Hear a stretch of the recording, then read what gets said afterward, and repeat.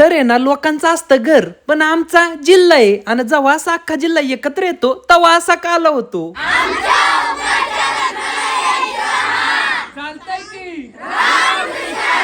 तर रामकृष्ण हरी मंडळी, तर कालच्या ब्लॉग मध्ये तुम्ही माझ्या गाण्याचा कार्यक्रम बघितला, आजच्या ब्लॉग मध्ये दांडवटाचा बघा. पण त्याच्या आधी भावाला नादवायचं कसं असतं ते माझ्या बहिणीकडून शिका. तर मॅडम आहे ना स्वतःचा मेकअप 2 तास करीत होती आणि माझा 2 मिनिटात आणला. हिच्या वेळी जर भाऊ असता तर सक्का भाऊ पक्का वैरी म्हणलो असतो, पण आता हिला काय म्हणावा, उग मी हाय देख ना म्हणून दिसतोय चिकना, नाही तर बाईने तर मला नादवलंच होतं. पण असो मी तुम्हाला नादवत नाही. तर त्याच्यानंतर आहे ना मा दांडवाट निघालं. तर दांडवाट महिने नेमका असतंय काय, तर जमिनीवरती अख्खं शरीर टेकून देवाला नमस्कार घालायचा. मग गावात जितकी मेन मंदिर आहे त्या मंदिरात जाताना घरातल्या बाया अशा दांडवाट घेतात. मग तुमच्याकडे पण दांडवाट असते का नाही र? मग दांडवाटाचा कार्यक्रम जसा करून आम्ही घरी आलो, मग कार्यक्रम सुरू झाला हळद दळायचा.